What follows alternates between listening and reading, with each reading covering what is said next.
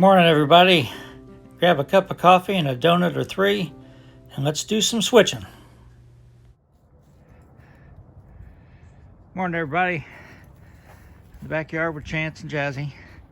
Chance is looking toward the back door. He wants to go in. Jazzy, she likes this cold weather. Not really any frost last night. We had a little bit of blowing snow yesterday, sleet stuff, but it's not too bad this morning. So I thought I'd sit on the back porch, drink a cup of coffee, and narrate the videos. It's too cold for the cats, though. They're all inside. So I'm going to head back to the back porch, let Chance in, and we'll narrate the videos, and maybe we'll see some birds on the bird feeders. They've been there already, but the dogs scare them away.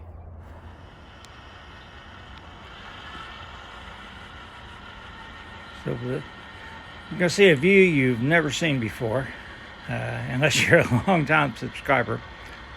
At the end of this, I'll show you how difficult it was to get this view. So we're going to spot a car in Union Spring.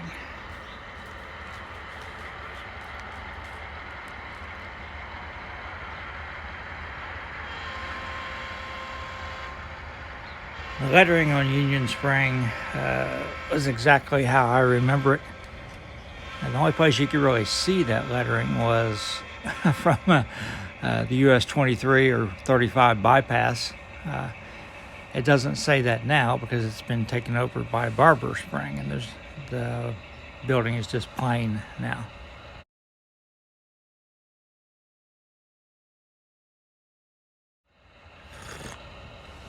You'll hear me sitting, slurping a little bit of coffee now and then. I'll try to keep it down. But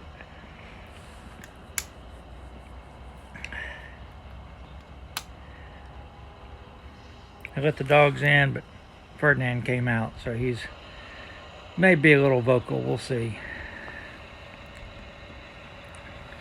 Generally, the cats want out first thing in the morning, and I see how cold it is. Tux will be the first one in because he's thin, skinny, has no blubber, but Ferdinand's about like a walrus. He's pretty fat, so he generally spends more time outside.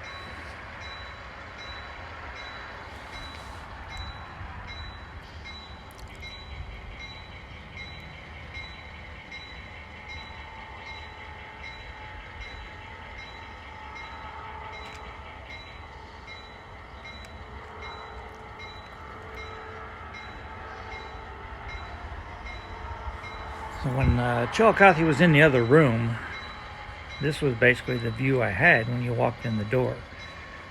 So it was a lot easier to, I didn't have that overpass on there at that time. I added the overpass when I added the staging yard when I moved Chillicothe to this room. Still wasn't really easy to switch, but it was more scenic. And you can see I've got a light inside the loading dock and a photo in there to make it look like, there is some stuff in there.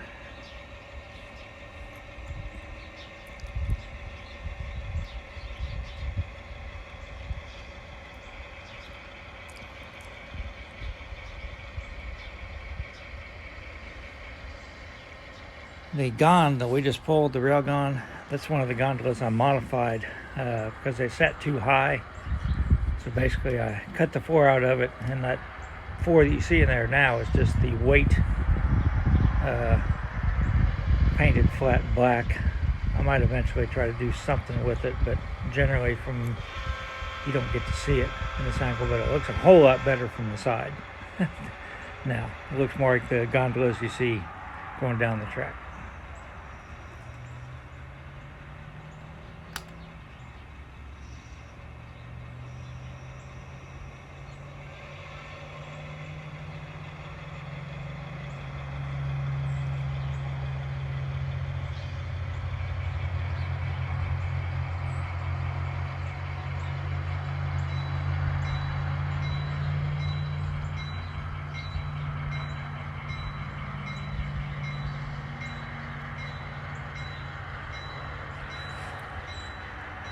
I did cut the video out. Well, I kept the video running because I can't really reach the camera, as you'll see at the end.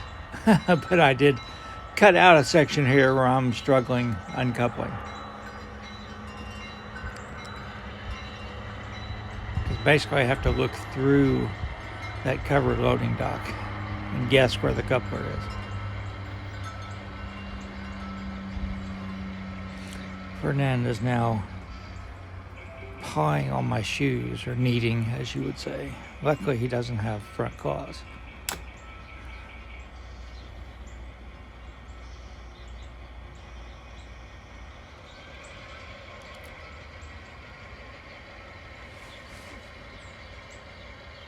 What we're going to do now is pick up this car, and then we'll pull forward, we'll back down, get the rest of the train, and we'll pull the whole train onto the passing siding, and we'll have to split the train at Douglas Avenue because it's too long. We would be blocking Douglas Avenue. And that'll be the end of the video for today, but I will have a short thing at the end, tell you, I will show you how I filmed this and why you don't see it this angle very often, or may not ever see it again. I don't know. It was a challenge.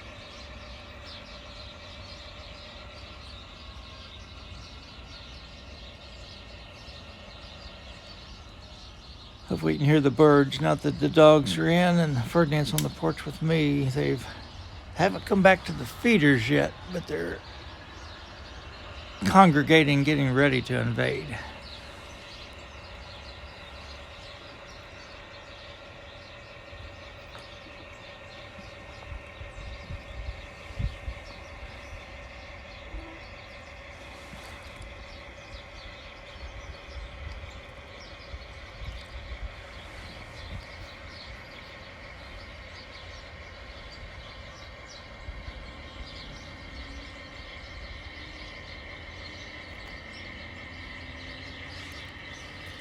Now Ferdinand wants back in. I guess it's a little bit too cold for him too.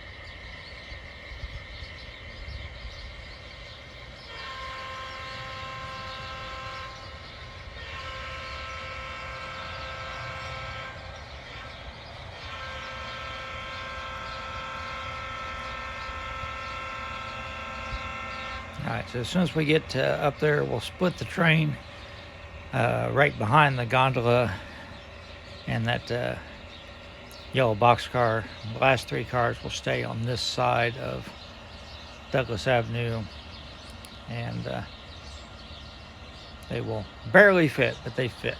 I don't have to do anything, any adjustments.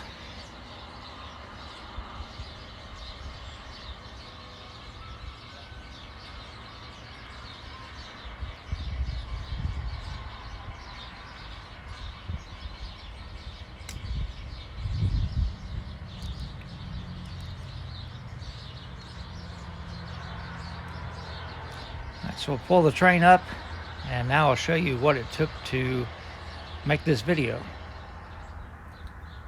I thought you might be interested in what it took to shoot this angle. I've never done it before. I won't do it very often. It's kind of hard. So of course I had to take down my temporary backdrop here, which isn't that hard to do. Then I had to put the camera up there, and it's already on video. It's not running yet, but I can't tell what it's aimed at. So I've got this little mirror, And I had to put the mirror up here, and of course I've got, I had to see, this way I could sort of see what was at and I could adjust it. And then I had to use the mirror to use my finger to start it. And so then I just left it running the whole time until I was done. And then I could just reach up here and take it down and edit everything. So it was fun to do, but you won't see that angle very often. Everybody stay safe.